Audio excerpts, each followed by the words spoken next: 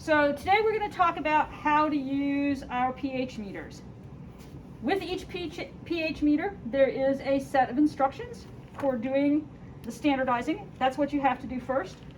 Our pH meter consists of the meter and the electrode, the sample electrode. The sample electrode is in a storage solution. To remove it from the storage solution, you want to loosen the cap and slide it out.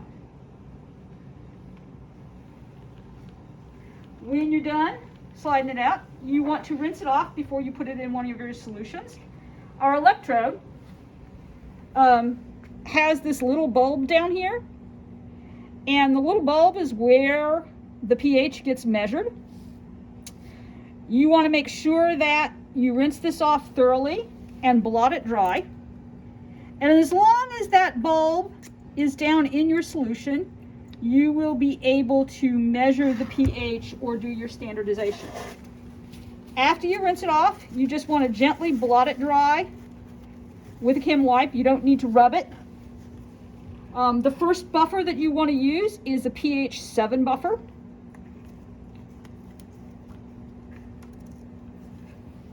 You're going to put that down in your pH 7 buffer and let it stand in your pH 7 buffer. When you come up to the pH meter, if it doesn't already say pH, you'll press mode until it says a pH. To standardize, you're going to press the STD button.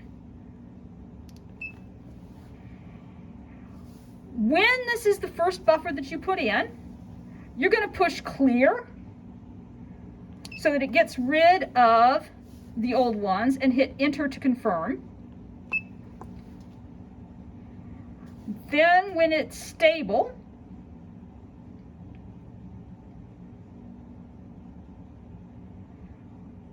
you're going to press STD to standardize, and it's going to come back and give you a screen that looks like this.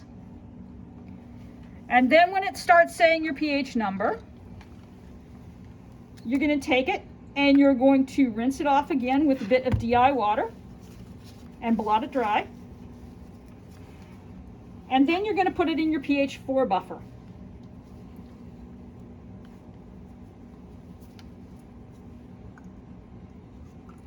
And then swirl it around a little to make sure that that bulb is good and coated with your pH 4 buffer. And then when it's stable,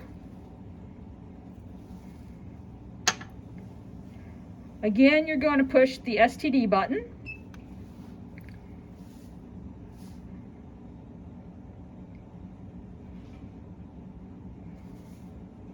And when it's stable here, you push STD again, and it gives you a slope. That's the number that's on there between those two. As long as it doesn't tell you an error, that buffer is good. And then we're going to use one last buffer, a pH 10 buffer.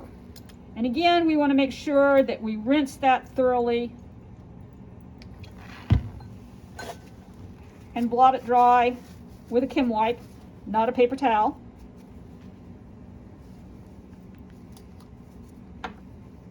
And put it down in our pH 10 buffer.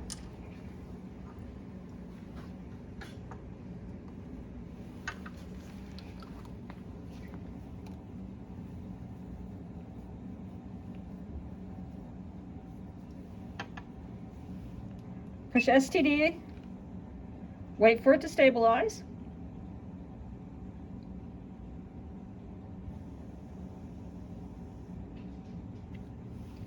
Push STD for standardize again, and it also gives you the slope there between the 7 and the 10 buffer. Once you're done with that, you are good to go. You can rinse it off.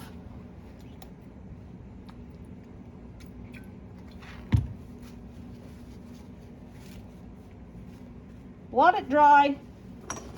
And now, if this is the solution I want to measure, I just have to push it down in there, swirl it around a little, and then wait until the reading says stable.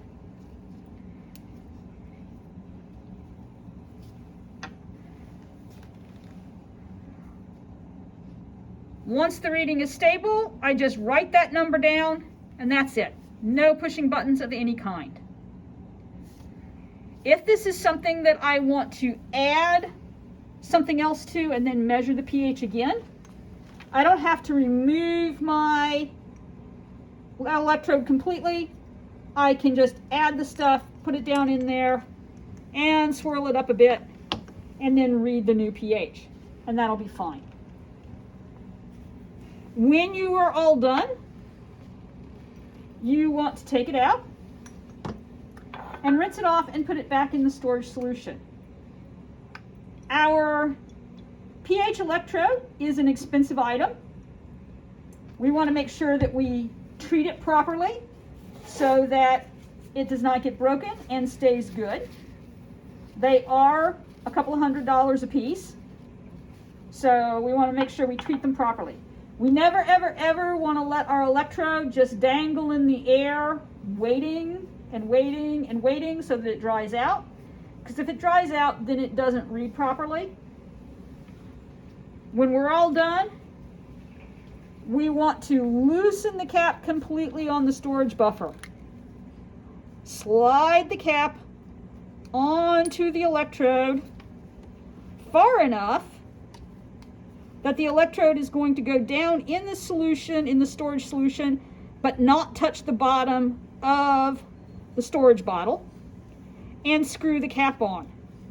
If we have the cap screwed on and we just push it in, what's going to happen is that storage solution is going to get pushed up into the electrode, and then the electrode will not be good anymore. And then we just leave it there, and that's it.